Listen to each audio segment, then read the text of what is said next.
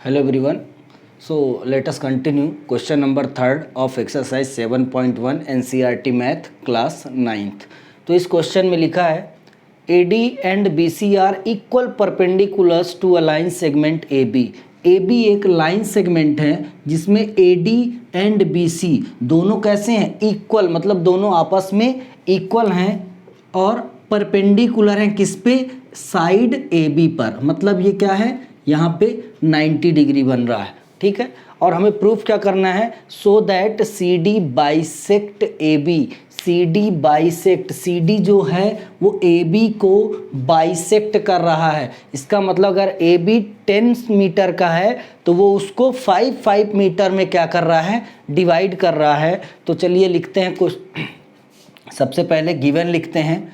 तो गिवन में अगर आप देखेंगे सोल्यूशन, गिवन में देखेंगे तो गिवन में हमें क्या दिया है कि AD and BC are equal, equal बोला था, इक्वल परपेंडिकुलर।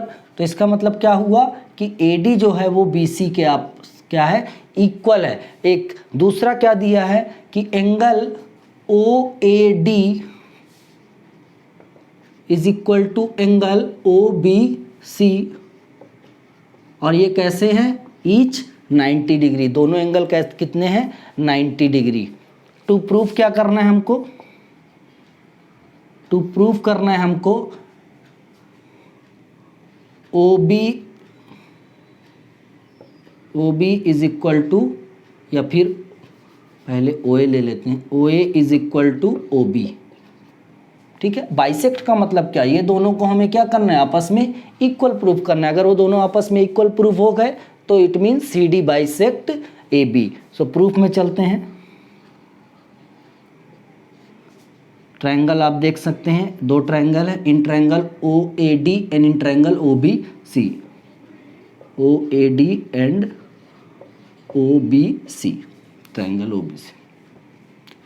तो इसमें सबसे पहले अगर आप देखें तो एंगल हमें मिलेगा, angle OAD is equal to angle OBC, और हम ब्रैकेट में क्या लिखेंगे, रीजन में ईच 90 डिग्री, दोनों कैसे हैं, 90 डिग्री हैं। फिर दूसरा अगर देखें, मैंने पहले ही बताया आपको कि दो ट्रायंगल को कॉन्ग्रुएंट होने के लिए कम से कम हमारे पास 3 पैरामीटर होने चाहिए। तो एक तो 90 एंगल पता है, एक साइड पता है।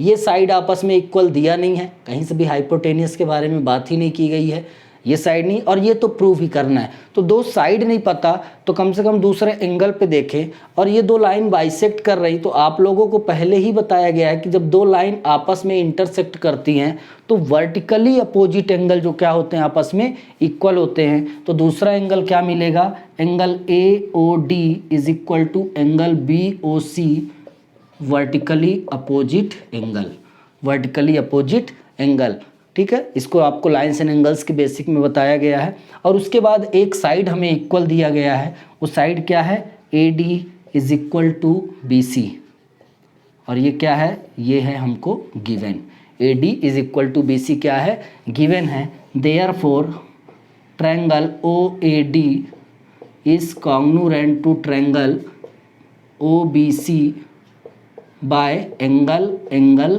Side property. आपको क्राइटेरिया बताया गया है एंगल साइड, जिसमें दो एंगल और उनसे हटकर साइड, दोनों एंगल के बीच का साइड नहीं लेंगे। अगर दोनों एंगल के बीच का साइड लेंगे तो वो एंगल साइड एंगल का केस बन जाएगा। तो अगर आप देखें तो एक एंगल दूसरा एंगल, तो साइड वो दोनों एंगल से बाहर का साइड हमने लिया है AD, इधर भी एक एंगल दूसरा एंगल और साइड बाहर का है BC। तो दोनों ट्रायंगल क्या हो गए, आपस में कॉन्ग्रुएंट हो गए, और जैसे कॉन्ग्रुएंट हुआ तो OA और जो OB हैं वो दो कॉन्ग्रुएंट ट्रायंगल के पार्ट्स हैं, करस्पॉन्डिंग साइड्स हैं। तो क्या लिख सकते हैं, therefore OA is equal to OB by CP/CT, दो कॉन्ग्रुएंट ट्रायंगल के करस्पॉन्डिंग पार्ट्स आपस में क्या होते हैं, इक्वल होते हैं। और अगर OA OB के इक्वल हो गया तो हम लोग क्या कह सकते हैं, hence CD bisect AB, hence CD bisect AB. Okay, I hope you understood. For the next question, please watch out next video. Thank you.